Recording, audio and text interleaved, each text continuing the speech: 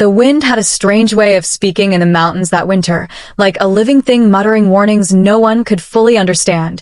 And when Anna Hale stepped onto the frozen timber trail with her heavy boots, backpack, and a fragile hope for escape, she had no idea she was walking into the most horrifying night of her life, a night that began with calm beauty and ended with ancient snow-covered terror waiting beneath the silence. She came to the mountains to clear her mind after a draining breakup and the stress of the past year, choosing the remote trail because she wanted solitude, but the locals in the small town of Bergline kept repeating the same uneasy advice. Don't hike the frozen trail after dusk. Things move in that cold. Anna always laughed politely, chalking it up to mountain superstitions, but the last man who gave her directions at the gas station looked genuinely afraid, his breath fogging the air as he whispered, "Snow remembers everything. It keeps what it wants." She waved it off and started her trek early, the icy air biting her cheeks, the kind of cold that seeped into your bones and felt like someone pressing their fingers into your ribs. The snow was fresh, the trees heavy with frost, and everything seemed peaceful except for the strange absence of wildlife. Not even birds broke the stillness, and Anna, though unsettled, kept walking, telling herself it was simply winter's silence. But the deeper she went, the more the woods seemed wrong. The branches looked like hands frozen mid-reach. The path felt narrower, and behind her, her own footprints appeared strangely distorted, as if the snow had shifted too quickly over them. She tried to take photos, but her phone lagged, the screen glitching with faint static, as if something in the air interfered with it.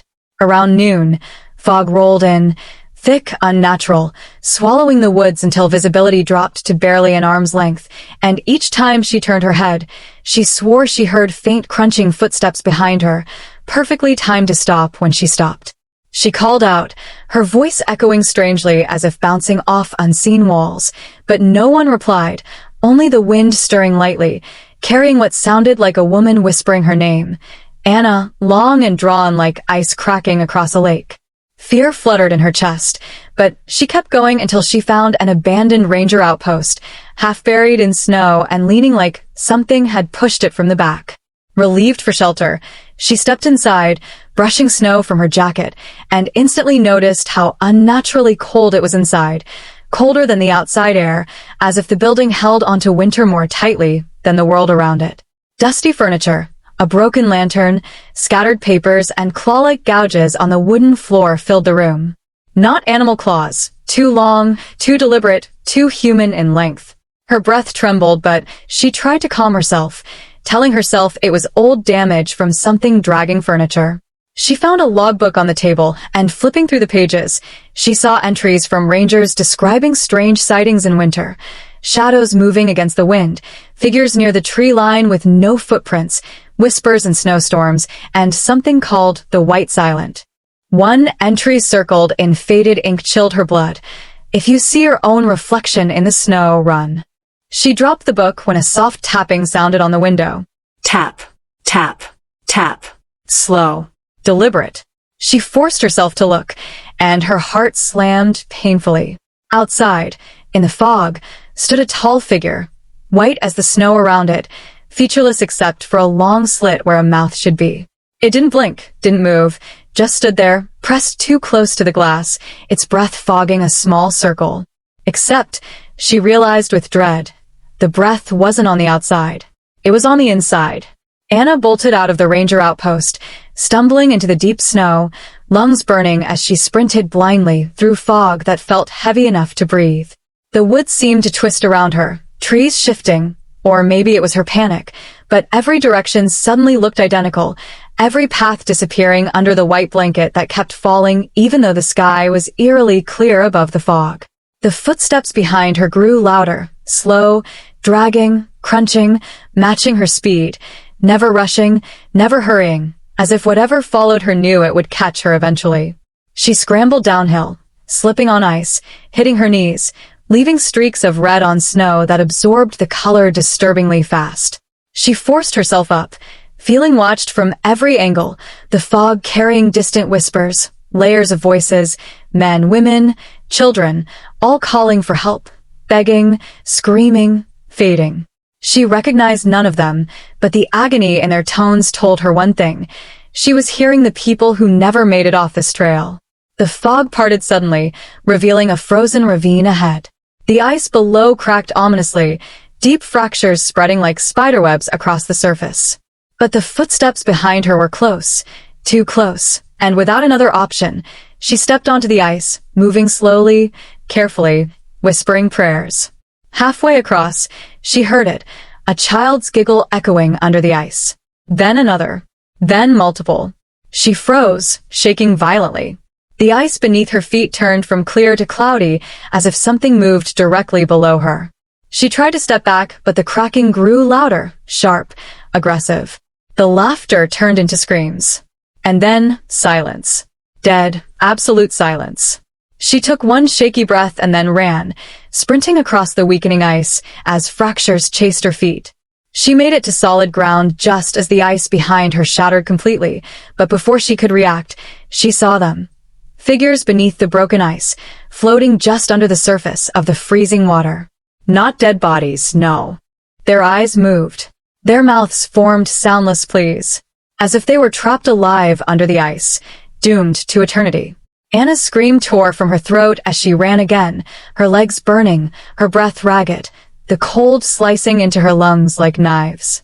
She didn't know how long she ran, but eventually the fog thinned, revealing the trail again, though something was different.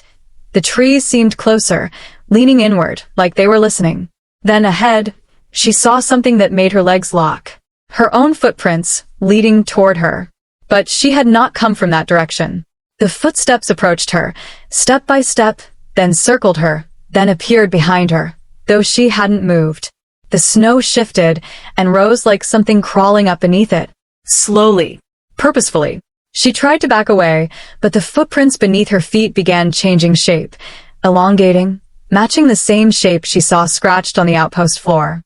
She ran again, sobbing, her vision blurring, until she saw in the distance the ranger station at the base of the trail. Civilization, safety, warmth. She forced her body forward, slipping, choking on cold air, the wind now howling her name, Anna, stretching through the trees. She reached the station door and slammed it open, collapsing inside. Rangers rushed to her, wrapping blankets around her shaking shoulders, asking what happened, where she came from, why she was out so late. But Anna couldn't speak. Her jaw trembled uncontrollably, her mind replaying the figure, the ice, the trapped faces, the footprints that weren't hers. Later, as she sat by the fire, two rangers exchanged uneasy glances, and one quietly said, "She's lucky.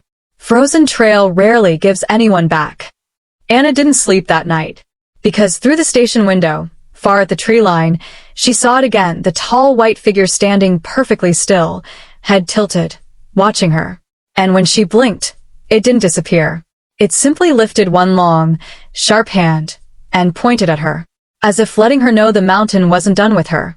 She screamed for help, but when the rangers ran to look, the figure was gone, leaving only one thing behind, a set of footprints in the snow, leading directly to the station door and stopping right at the threshold. The rangers insisted the prints belonged to her, that she had made them while panicking earlier. But Anna knew her own tracks. These were longer, wider, distorted, human but wrong. She left town at dawn, refusing to look back at the mountains, but even miles away, the snow on her windshield began forming patterns, elongated footprints across the glass. And late that night, as she tried to rest in a motel, she woke to a familiar cold in the room and found a single message traced into the frost on her window. "Snow keeps what it wants. Run while you still can." Anna checked out immediately, driving non-stop until sunrise, but even now, years later, she swears winter still follows her. Anytime she steps outside on a snowy day, she hears the crunch of footsteps behind her, slow, dragging, deliberate. And sometimes, when she turns, she sees a tall white figure at the edge of the streetlights, watching her with a slit-like smile. Waiting. Because Frozen Trail does not forget.